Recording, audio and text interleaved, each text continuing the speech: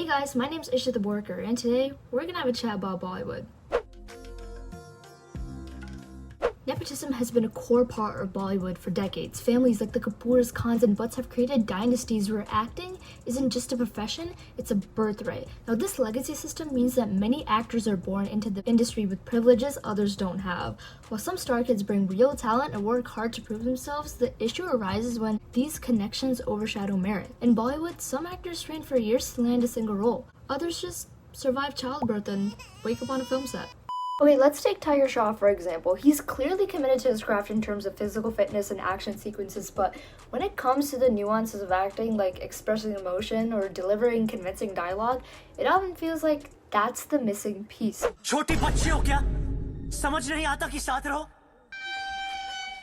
Now, this might be a hot take, but he did start off with a couple of good movies. I liked Tiger Shroff when I was a kid. I loved him. I still have his posters in my room. Hirapanti, Bhagi 2, Bhagi, those were pretty good. I thought they were good, but then came the bad ones. I stopped watching him after 30 minutes of Hirapanti 2, and that's why you're gonna watch me watch all of it. Or as much as I can, at least.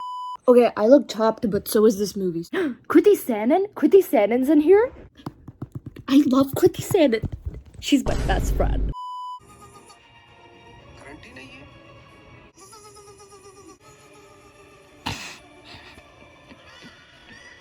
I literally cannot watch this movie in one sitting. I don't know how to. Let's continue. Sorry.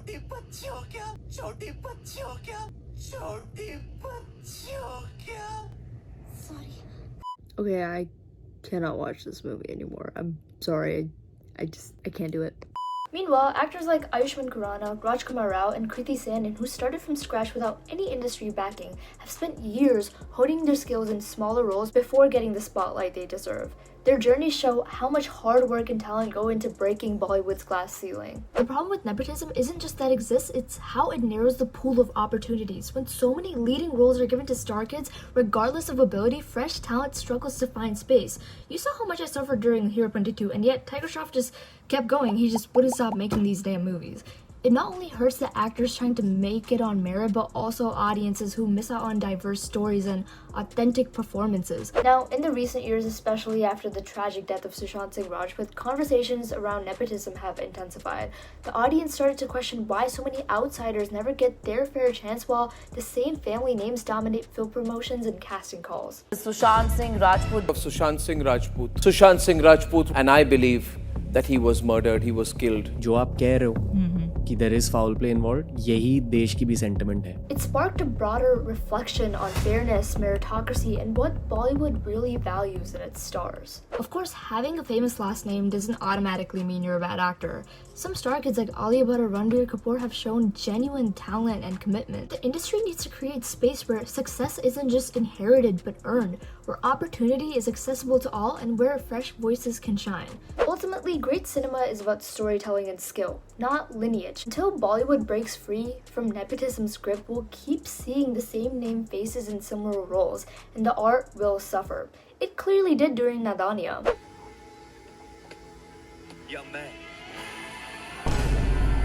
Arjun, तुम्हारा नाम अर्जुन शर्मा है क्या?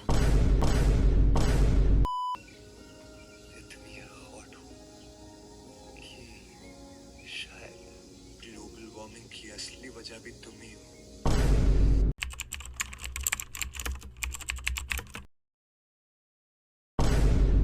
If you liked that movie, please go ahead and unsubscribe from my YouTube.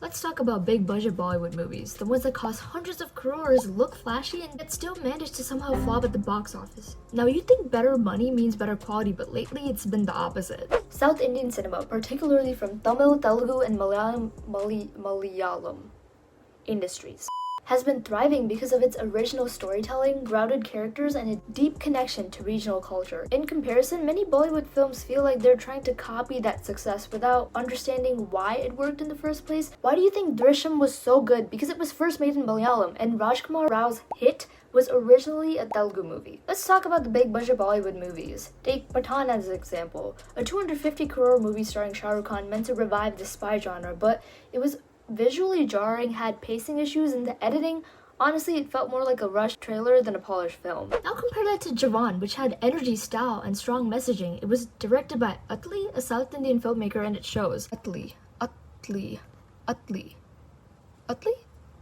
I hope that's how to say it.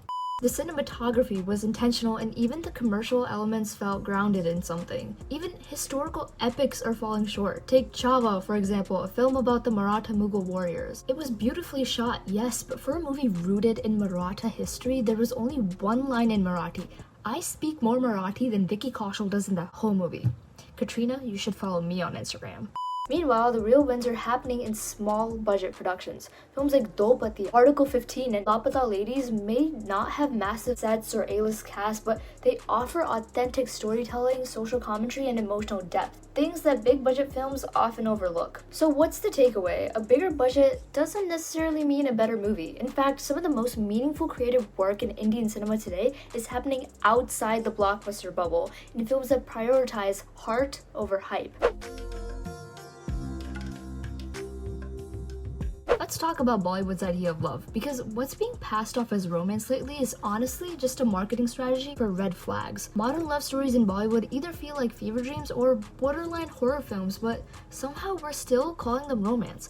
Take Animal. The main love interest is basically a plot device for the guy's trauma arc. He screams, disappears, comes back covered in blood, and she's still just there, doing Rashmika. Okay, and before you ask, my mom did know I was watching the movie. I asked her, can I watch Animal? I'm 18. You can watch it, right?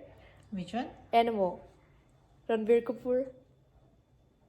Okay. Really? Yeah. Really? I can watch Animal? Great!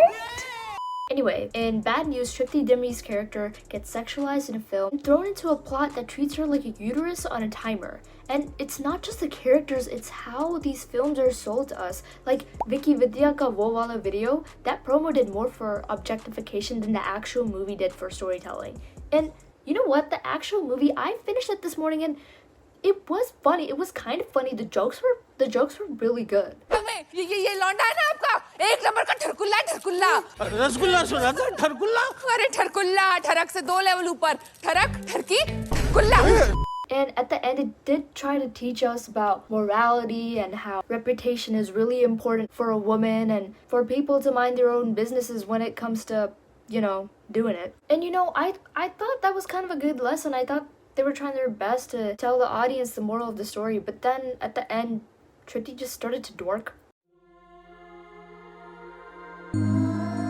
Hypersexualizing women in Bollywood isn't just lazy, it's damaging. It reduces complex characters into props meant to entertain the male gaze, sending the message that a woman's worth relies on how desirable she looks and not who she is. When this becomes the norm, it strips female characters of agency and teaches audiences, especially young viewers, that objectification is not only acceptable but expected. It warps how women are viewed in real life and how they're taught to view themselves. The idea of love is also heavily altered in Bollywood. Movies like Tere Naam surprisingly worked in the early 2000s. You know the movie where Salman looked like Dora?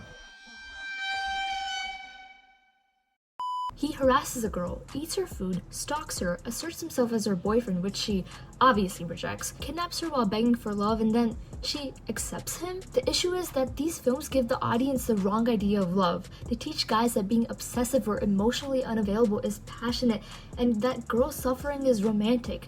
The scary part isn't that Tere Naam got made, it's that people watched it and rooted for it. Because back then, this behavior wasn't just normal, it was romanticized. This isn't love, it's coercion dressed up with background music. Real love isn't about breaking someone down until they say yes. It's built on consent, respect, and choice, not persistence that borders on violence. When films glorify this behavior, they teach audiences that love is about control, not connection. And that's not just outdated, it's harmful. Okay, at the end of the day, this video isn't about slandering Bollywood or canceling every big film. It's about asking better questions. Bollywood has shaped generations, including mine. I grew up on its magic, but loving something also means holding it accountable. We can enjoy the dance, numbers, and the drama and still call out the parts that hurt or mislead. So the next time you watch a movie, watch it intentionally. Ask who it benefits, who it represents, and what it's really saying, because entertainment isn't just an escape, it's influence, and we deserve stories that don't just distract us but respect us. Thank you guys so much for watching this video. I hope you really enjoyed everything we talked about today. Comment down below what type of video you want me to make next. What do you want me to call it next? Should I call it The Summer I Turned Pretty?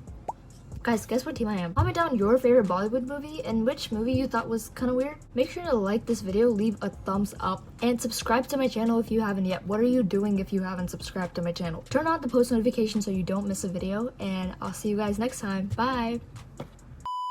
Chava? I should know this in Marathi. Chava. Chava.